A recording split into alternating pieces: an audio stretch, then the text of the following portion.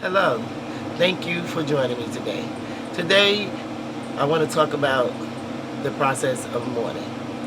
It's different for each and every one of us, but we're going to take this journey on together. Hope that you enjoy it.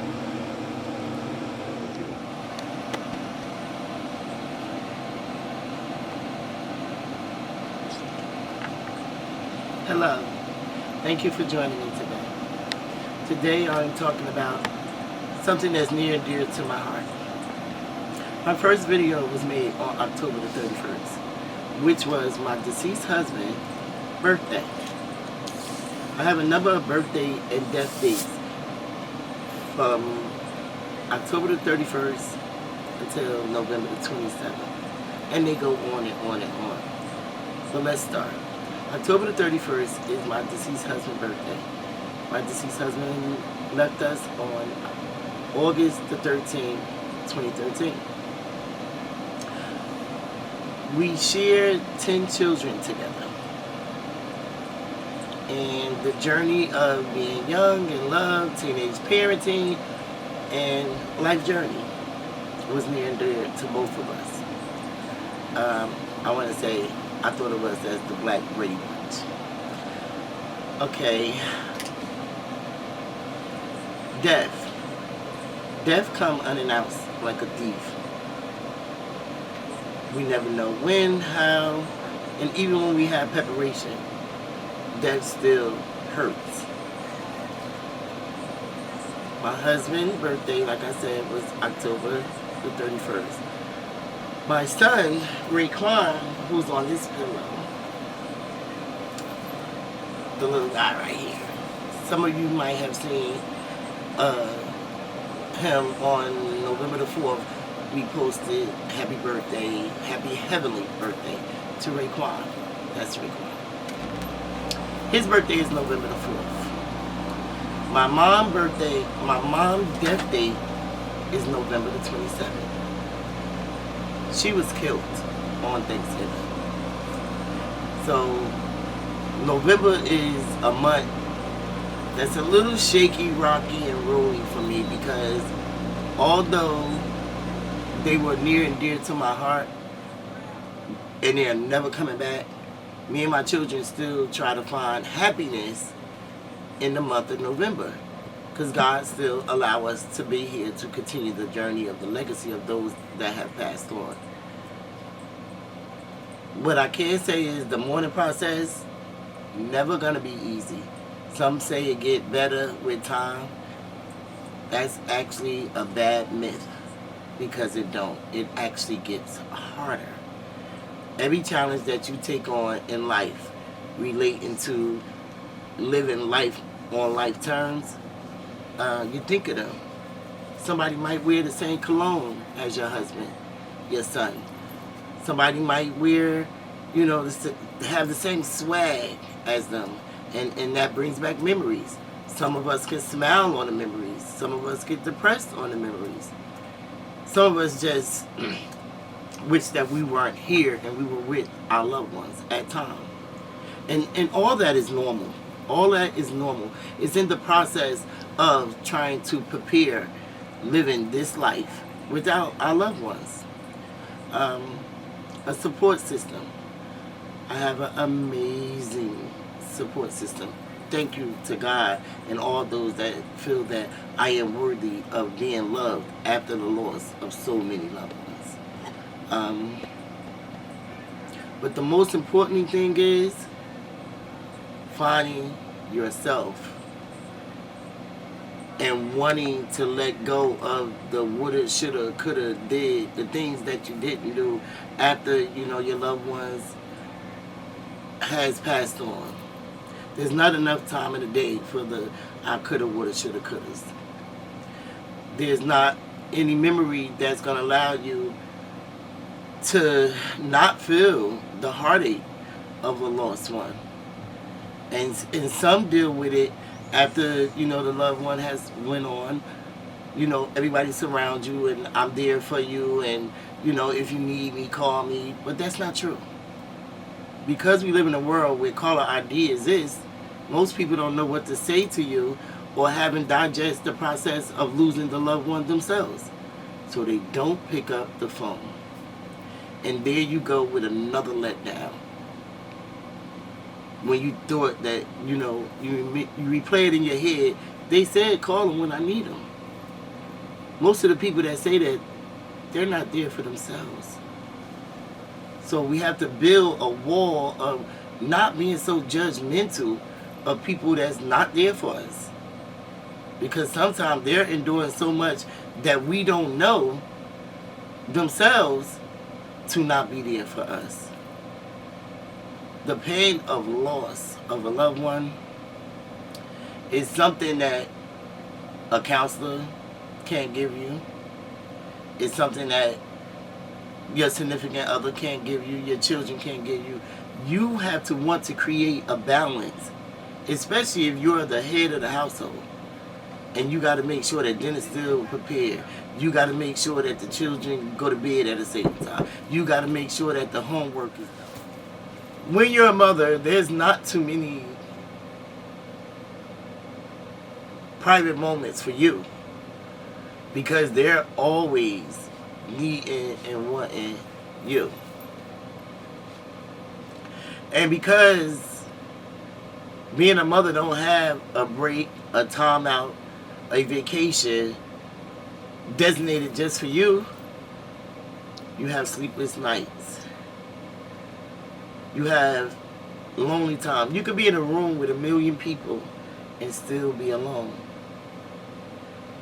And sometimes you don't want nobody to console you, because the pain of someone touching you and saying, I'm sorry for your loss, it actually hurts your soul. So, to cope with it, the best way I think to cope with it is talking to God. I sit in my front room, and on my wall is pictures of my mother, my daughter, my husband, my son, my grandmother, my uncle, my sister, my brother. When dealing with death, I feel like I just been abandoned by them all because they died and left me. And then sometimes I feel like them not being here on this earth is a plus, because this world we live in is so cruel. It's so cruel. People don't take in consideration of your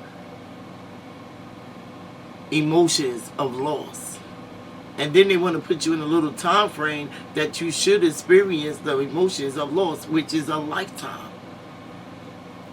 I feel bad for the people that have to go back to work after a week or two of losing a child, a husband, a mother, a sibling, because that's not a time frame to heal. I used to run to people when someone passed away. I would run and try to be the comforter of love for them, because I done endured so many deaths tragically. 2 of my nephews was murdered and shot and died 4 months apart. My son falling out of a 17th floor window. My mom getting killed on Thanksgiving Day. My brother-in-law getting shot in the head. Like, life goes on. And through all that, I never properly mourned. I just kept on being the head of the household, the person that everybody could run to. But I would run into a concrete wall, because there was no one that was stronger than me, that could endure all this and keep on being somebody's mother, somebody's wife, somebody's grandmother, somebody's sister, somebody's aunt. How many hats do you wear? And when do you take the time out to care about you? With the holidays approaching, we get lonely. We seclude ourselves. We think online shopping is everyday happiness because we don't have to talk to nobody. And we don't have to deal with nobody. We don't have to worry about nobody touching us. You're not alone. I feel your pain. I understand the emotions. And I go through them. I'm embarking on 53 years old next month, God's willing. And I'm just getting to a point to surround myself with women that actually care about the smile that I put on my face. So many people around you, they ask you, what you smiling for? Smiling is from God. Why not smile? Some people rather see you cry so they can say what's wrong. Most of them just want to be nosy and know how you keep on keeping on. Excuse me. I just wanted to come up here and do this video because on October the 31st, I did my first one. And I was in a good space. As I said earlier, my husband passed away on August the 13th. His birthday is October the 31st. And that was my first video. And for the first time in 7 years, I didn't cry October the 31st. I actually felt good enough to do my first video. And then I gave y'all homework to do about self-love and self-worth. I don't know why they don't teach it in school. It needs to be taught in school. Because you just pick up the anecdotes of what your ancestors have endured, and then their traits, their bipolar behavior, their depression, and sometimes happiness in some families, but you pick up all that without identifying who you are. And so you start to walk the path of your mother, of your grandmother, of your aunts, of your surroundings, without identifying who you are. And so you're lost. You're lost with all those emotions on top of the emotions that you have to endure in this journey of life. Is it fair? No. What in life is? I don't know. But I do know, for once in my life, I care about me. I'm important. Hope you all enjoyed this video. Hope to see y'all soon. Hit the thumbs up, notification, and subscribe. And leave a comment. I hope I left you something to think about. See you soon.